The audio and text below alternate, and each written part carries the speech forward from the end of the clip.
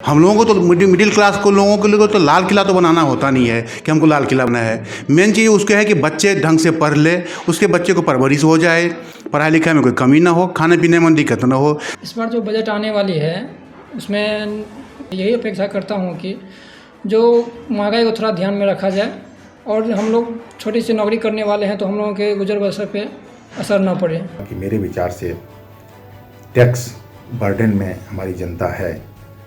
ध्यान से देखेंगे तो यह टैक्स कहीं कहीं 42% से 55% तक पहुंच जाता है, जबकि अच्छी अर्थव्यवस्था में टैक्स रिजीम 16% तक ही होना चाहिए। इससे अधिक टैक्स नहीं होना चाहिए।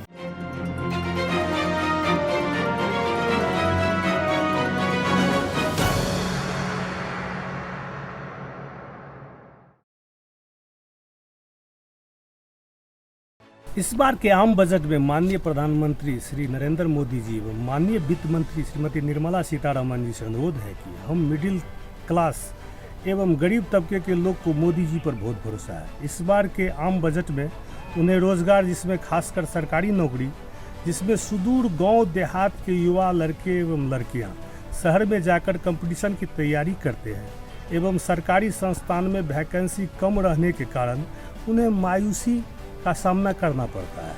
पहले के अपेक्षाकृत वैकेंसी कम निकल रही है, जिससे युवा वर्ग में नाराजगी बनी रहती है। माननीय मोदी जी को इस बजट में जितने भी सरकारी संस्थान में रिक्त पद हैं उन्हें भरने का प्रयास करना जरूरी है तथा शिक्षा एवं स्वास्थ्य पर ध्यान देने की ज़रूरत है।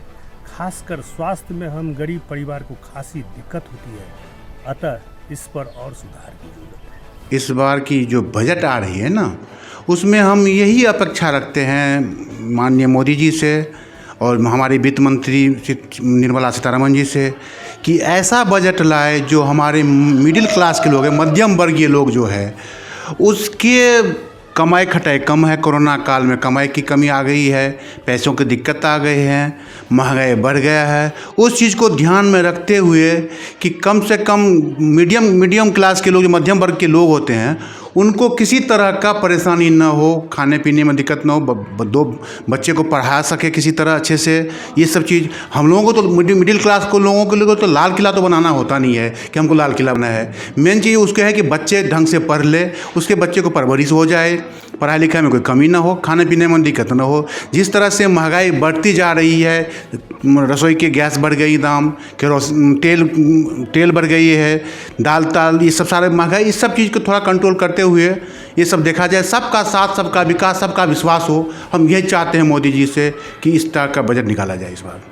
सबसे पहले तो मैं वित्त मंत्री श्रीमती निर्मला सीतारमण जी का धन्यवाद करता हूँ कि उन्होंने बहुत सारे आर्थिक सुधार कार्यक्रम कोरोना महामारी के दौरान लाए और उन्हें इम्प्लीमेंट करवाया। आगामी बजट के लिए मैं सिर्फ इतना कहना चाहता हूँ कि एक साल से जो हम लोगों ने झेला है, आर्थिक मंदी झेला है, बहुत नौजवान भाइयों का रोज़गार गया है और अभी तक रोज़गार नहीं मिला है। तो आर्थिक सुधार कार्यक्रम में कुछ इस तरह के प्रोग्राम लाए जाएं जिससे इन लोगों को फिर से रोज़गार मिल सके और हमारा भारत उस लक्ष्य को प्राप्त कर सके जिसके लिए पिछले वर्ष प्रावधान किया गया था, बजट बनाया गया था। साथ ही मैं ये कहना चाहूँगा कि मेरे विचार से टैक्स बर्डन में हमारी जनता है।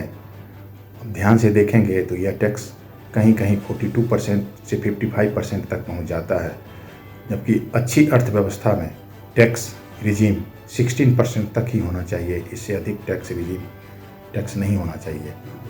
मैं ओवरऑल टैक्स की बात करता हूँ, ये चाहे डायरेक्ट टैक्स हो या इनडायरेक्ट टैक्स हो, दोनों टैक्स मिला करके किसी भी जनता पर 16%, उसकी इनकम के 16% से अधिक का टैक्स नहीं होना चाहिए।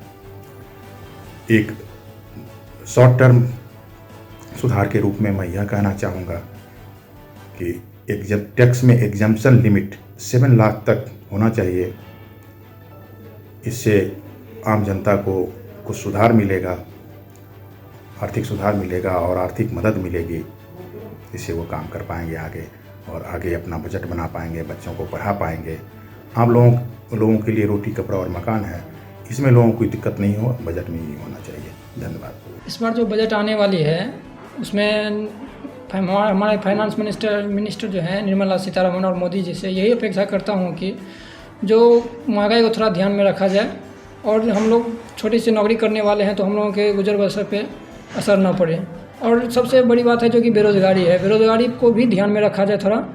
ये मैं मोदी जी से और मैं फाइनेंस मिनिस्टर से आग्रह करता हूँ, उसको ध्यान में रखते हुए जो है अपना निर्णय या अपना बजट पेश करें जो है थोड़ा। और वैसे तो हम जो भी वो देश के हित में अपना लेंगे निर्णय उसमें हमारा भी सहमति है।